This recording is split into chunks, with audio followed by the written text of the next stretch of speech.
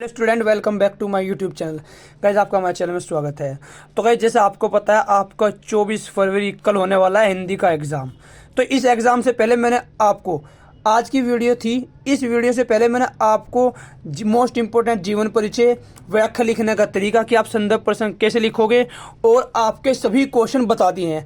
अब ये जो हमारी लास्ट वीडियो है ये हमारी मोस्ट इंपॉर्टेंट एमसीक्यू की है।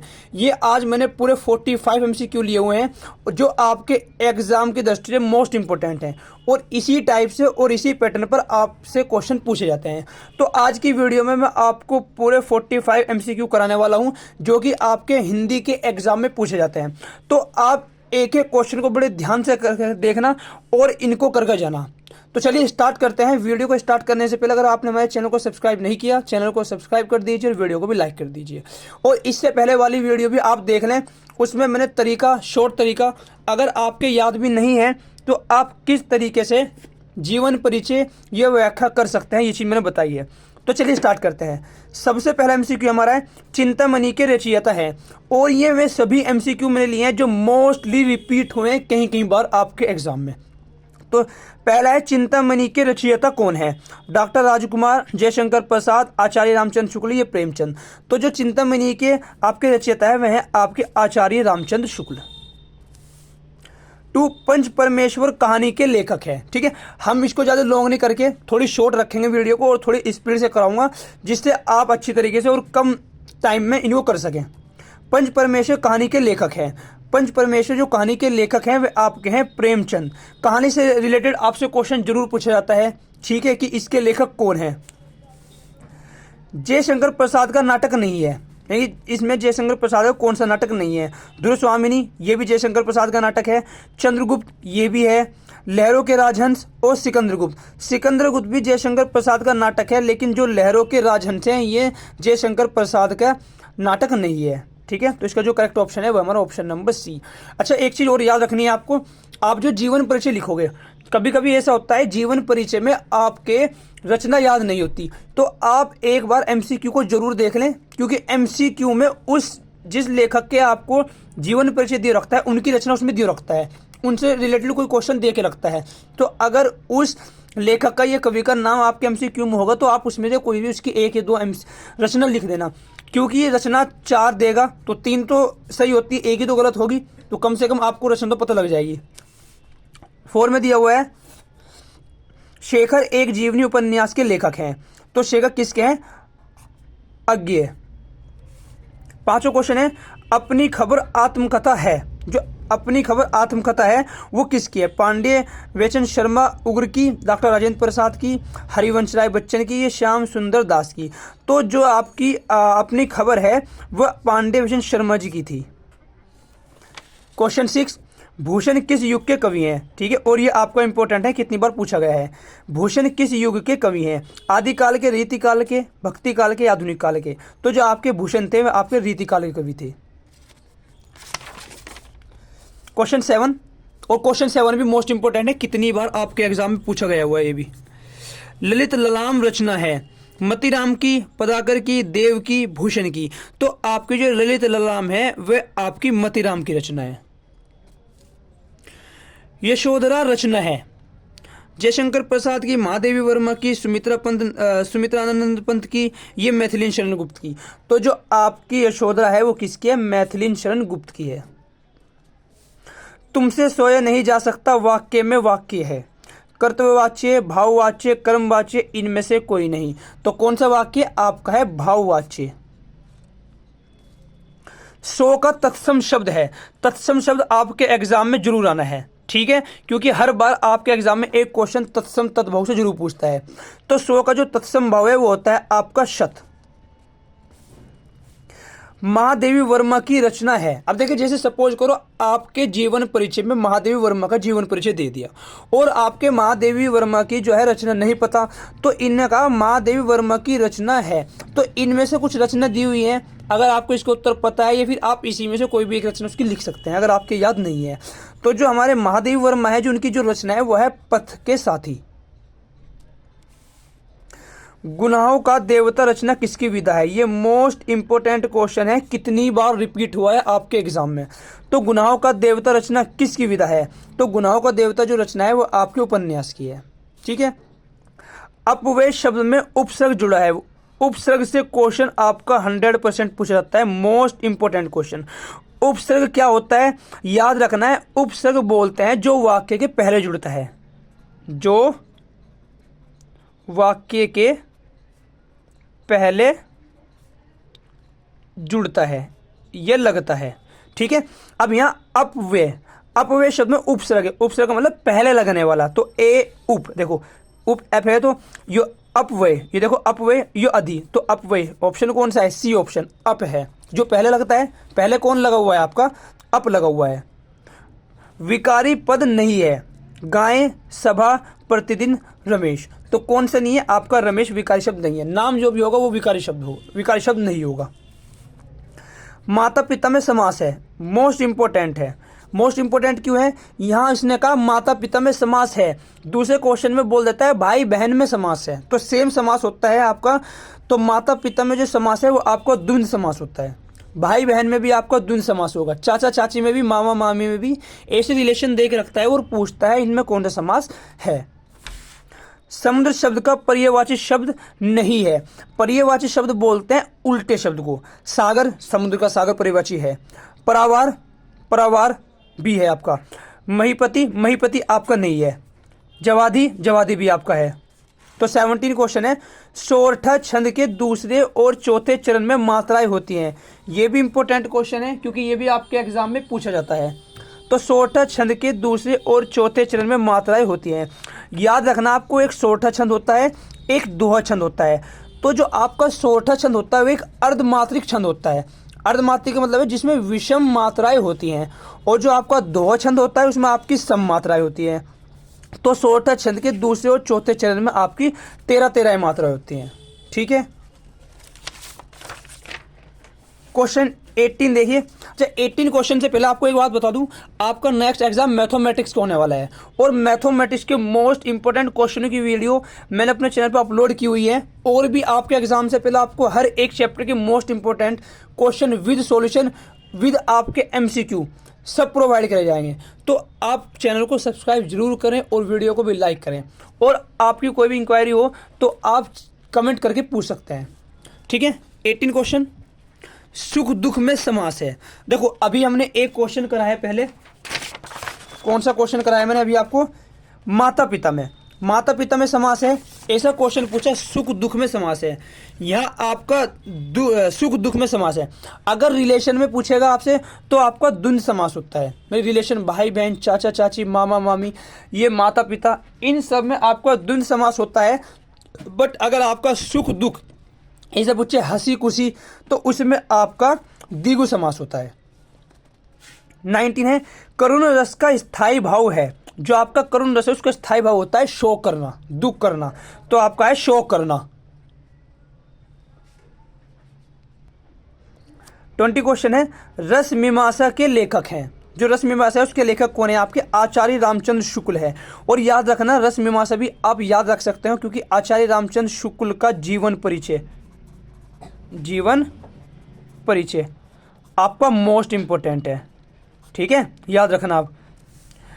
कीर्ति कंकाल के लेखक हैं, आपके कीर्ति कंकाल के जो लेखक हैं वे आपके जयशंकर प्रसाद हैं। ठीक है। कंकाल के नाम से भी इनकी कभी कभी रचना पूछ लेता है, कीर्ति पूछ लेता है, कौन सी इनकी है। कलम का सिपाही के लेखक हैं, ये भी इंपॉर्टेंट है, ये भी कितनी बार रिपीट हुआ है। कलम का सिपाही के लेखक हैं वह आपके अमृत राय, गुलाब राय, मुंशी शाह, वेदनाथ, ये तीनों आपके नहीं है, आपके अमृत राय। लहरों के राजहंस के लेखक का नाम है, तो जो लहरों के राजहंस के लेखक का नाम है मोहन राकेश, प्रेमधन, गुलाब राय, रामदाई सिंह दिनकर, तो आपके कौन है? आपके हैं मोहन राकेश। 24। उपन्यास भूले बिसरे चित्र के लेखक हैं प्रेमचंद, भगवती चरण वर्मा, यशपाल, ये वंदन लाल, तो कौन है आपके? आपके हैं भगवती चरण। निम्नलिखित में से कौन प्रसिद्ध यात्रा साहित्यकार है? जयशंकर प्रसाद, प्रेमचंद, राहुल सत्याग्रह, हजारी प्रसाद। कौन सा प्रसिद्ध यात्रा साहित्यकार? तो जो सबसे ज्यादा थे आपके राहुल सत्याग्रह थे। ठीक है, ये मैं स्पीड से इसलिए कर रहा हूँ कि वीडियो ज़्यादा लॉन्ग ना हो। नेक्स्ट देखिए क्वेश्चन 26, साहित्य और कला रचना है कि जो साहित्य और कला है वो किसकी रचना है? पद्मलाल, पुन्नालाल बख्शी, सुमित्रा पंत, ये भगवत शरण उपाध्याय, ये जय प्रकाश भारती। तो आपके जो है मैं भगवत शरण उपाध्याय की। 27 क्वेश्चन में दिया हुआ है आपका, साकेत महाकाव्य की रचना किसने की? मैथिली शरण गुप्त ने साकेत, नरपति लाले, तुलसीदास, ये नहीं है तीनों, कौन सा है? मैथिली शरण गुप्त है आपके। महादेवी वर्मा की रचना नहीं है। क्वेश्चन में एक बार पढ़ते हो ये भी देख रहा है, उसमें नहीं है तो नहीं पूछा, तो नहीं है पूछा हुआ है, तो जो आपकी युगांत है वो उसकी रचना नहीं है। द्विवेदी युग की कलावधि है, जो आपका द्विवेदी युग था उसकी जो कलावधि थी, जो समय था, वो कहाँ से कहाँ तक था? 1900 ईस्वी से 1918 ईस्वी तक। 30 क्वेश्चन, प्रिय प्रवास किसकी रचना है? तो प्रिय प्रवास आपकी जयशंकर प्रसाद, श्रीधर पाठक, सियाराम शरण गुप्त, अयोध्या सिंह उपाध्याय। तो आपकी किसकी? हरिघोष, अयोध्या सिंह उपाध्याय हरिघोष की रचना है। 31, सुमित्रा नंदन पंत की रचना है। ज्ञानदीप, युगवाणी, प्रेम वाटिका, ये संध्या। तो आपकी कौन सी है? युगवाणी आपकी सुमित्रा पंत की रचना थी। वेद पुराण में समास है, देखो अभी आपको बताया था, अगर कनेक्शन बता रहा है वो, तो वेद पुराण सब क्या कनेक्शन? द्विगु समास था, द्विगुण समास था, तो इसमें कनेक्शन बता रहा, तो कौन सा है आपका? द्वंद्व समास। हानि लाभ में समास है, हानि और लाभ क्या है आपका? जैसे आपकी ये भी आपका कनेक्शन बता रहा है कि नुकसान और प्रॉफिट, ठीक है, कि लाभ या हानि बता रहा है, तो इसमें आपको कौन सा है? द्विध समास है। उपदेश शब्द में प्रयुक्त, जो उपदेश शब्द में है वो प्रयुक्त क्या है? उ, ए, उप, अन। तो यहाँ उसने उपसर्ग न कह के उपदेश शब्द में प्रयुक्त है, तो उप में कौन लगा हुआ? उप लगा हुआ है, देश का तो यहाँ कुछ है ही नहीं, तो आंसर कौन सा है आपका? उप। ऐसे क्वेश्चन आपके एग्जाम में पूछे जाते हैं, इतना मोस्टली इतना हाई लेवल के नहीं पूछे जाते जिससे आपका माइंड घूमे या आपको क्वेश्चन समझ में ना आए। सेम इसी पैटर्न पर ये इसी लेवल के क्वेश्चन आपके एग्जाम में पूछता है। 35, मुंशी प्रेमचंद द्वारा संपादित पत्रिकाएं हैं। मर्यादा और हंस, छाया और प्रभा, सुधा और हंस, ये सरस्वती। ये भी आपका इंपॉर्टेंट क्वेश्चन है, कई बार रिपीट हुआ है, तो यह है आपका मर्यादा और हंस। राय कृष्ण दास निम्न में से कौन थे? निबंधकार, आलोचक, गीतकार, ये कवि। तो जो आपके राय कृष्ण दास थे वे आपके गीतकार थे। 37 क्वेश्चन देखिए, और मैंने पूरे 45 क्वेश्चन लिए हुए हैं, और ये जो आपके क्वेश्चन है ये वे क्वेश्चन है जो मोस्ट रिपीटेड हैं, जो बहुत बार आपके एग्जाम में रिपीट हुए हैं, ठीक है। और इससे नेक्स्ट वाली वीडियो, एक वीडियो और अपलोड होगी, उसमें मैं आपको ओमार शीट भरना बताऊंगा। सबसे ज़्यादा गलती जो बच्चे करते हैं वो ओमार शीट फिल करने में करते हैं, कि ओमार शीट कैसे फिल करते हैं। तो आपके शाम के टाइम में जो आपकी इवनिंग होंगे, इवनिंग में आपकी एक वीडियो आएगी जिसमें मैं पूरा बताऊंगा आपको विद आपके एडमिट कार्ड के साथ दिखाऊंगा कि आपको कैसे कैसे ओमार शीट फिल करनी है। क्योंकि अगर आपने ओमार शीट में कोई गलती करी, मिस्टेक करी, आपकी पूरी ओमार शीट कट जाएगी। आपने रोल नंबर गलत कर दिया तो आपकी ओमार शीट किसी दूसरे की ओमार शीट हो जाएगी। तो आपको बहुत ध्यान से ओमार शीट भरनी है। किस तरीके से आप ओमार शीट भरोगे, कहाँ से, मगर किस जगह आप क्या चीज़ फिल करोगे, मैं आपको इस वीडियो में पूरा बताऊँगा, ठीक है। तो आप इवनिंग वाली वीडियो भी जरूर देखना।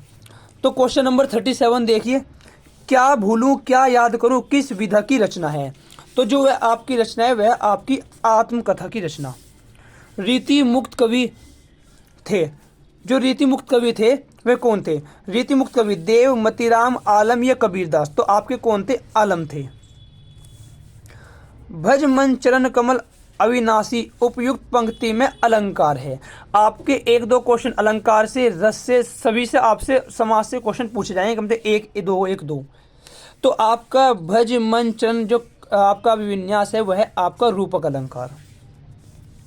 रोला किस तरह का छंद है? आपको अभी एक छोटा छंद था, मैंने छोटा छंद बताया था। छोटा एक सममात्रिक छंद है, वो सॉरी अर्धमात्रिक छंद है, जिसमें आपकी विषम मात्राएं होती हैं। जो आपका रोला है वो आपका सममात्रिक होता है। तो जो आपका है वो क्या है? सममात्रिक है। ये फिर याद रखना, वे पूछ लेता है कि इसमें कौन सी कितनी मात्रा है, तो इसमें याद रखना सम मात्राएं होती हैं सभी। ये अर्धमात्रिक है, ये सममात्रिक है। अर्थ अलंकार नहीं है। तो अर्थ अलंकार जो है वो आपका यमक अलंकार अर्थ अलंकार नहीं है। चौराहा में समास है, चौराहा मतलब 4 रास्ते वाला, उसमें आपका समास कौन है? द्विगु समास, द्वंद्व समास, कर्मधारय समास, अवयवी समास। तो आपका द्विगु समास नहीं है। रचना के आधार पर वाक्य के भेद है, ठीक है, कई बार रिपीट हुआ है। तो रचना के आधार पर जो आपके वाक्य के भेद है वे आपके 3 भेद हैं। हास्य रस का स्थायी भाव है। हास्य रस, हास्य का मतलब क्या होता है? खुशी, तो हास, ठीक है। लास्ट क्वेश्चन इस वीडियो का, और ये 45 क्वेश्चन मैंने बार बार आपको बताया मोस्ट रिपीटेड क्वेश्चन है, आप इनको करके जाएं। और अगर वीडियो अच्छी लगी हो तो आप वीडियो को लाइक करें, कमेंट करें और चैनल को सब्सक्राइब जरूर करें। और इवनिंग वाली वीडियो देखना ना भूलें, क्योंकि उसमें मैं आपको ओमार शीट भरना बताऊंगा कि आपको ओमार शीट में एंट्री कैसे करनी है। अब की बात सबसे ज़्यादा जो मेरे पे कमेंट हैं वे ओमार शीट से लेकर आए, बच्चे सभी ओमार शीट में ही प्रॉब्लम करके आए हैं जो CBSE बोर्ड के थे आपके। तो यूपी बोर्ड वालों का एग्जाम है, वे भी ओमार शीट को बड़े ध्यान से भरें। शोक किस रस का स्थायी भाव है? शोक, दुख। जो आपका हास्य रस है वो उत्साह से, खुशी से आपको होता है, जो हास्य रस है वो खुशी पे है। तो इसमें क्या आता है? हंसी से। जो आपका शोक है, आपका जो करुण रस होता है वो आपका शोक भाव रिप्रेजेंट करता है। ये कभी कभी वो पूछता है करुण रस किसका स्थायी भाव है, तो आप शोक कह सकते हैं उसका, ठीक है। ये 45 क्वेश्चन देगा, जो आपको मैंने बहुत ही कम समय में 45 क्वेश्चन करा दिए, वीडियो को ज़्यादा लॉन्ग ना करके, वरना मैं वीडियो लॉन्ग भी कर सकता था आपको एक पॉइंट बता के, सारों के नाम लेके, ठीक है। तो आप 45 क्वेश्चन जरूर करके जाएँ। और आप अब आपका जो भी है, आपने जो भी याद किया उसको आप एक पेज पर, ये एक उस पर लिख लें, जिससे एग्जाम में जाते वक्त आप एक बार उसको क्या कर लें, देख लें कि आपने ये क्वेश्चन याद किए हुए हैं। क्योंकि एग्जाम में जाकर आपका माइंड थोड़ा ऐसा हो जाता है कि आप क्वेश्चन भूल सकते हो। तो आप जो जो आपने याद किया उसको एक पेज पर जरूर लिखें, जिससे मॉर्निंग में उठते ही के साथ आप एक बार देख लें, नजर मार लें कि हाँ मैंने ये चीज़ तैयार की हुई है, ठीक है गाइस। वीडियो कैसी लगी आप कमेंट बॉक्स में जरूर बताएं। चैनल को सब्सक्राइब करें, वीडियो को लाइक करें और सपोर्ट करें इस चैनल को। Thank you.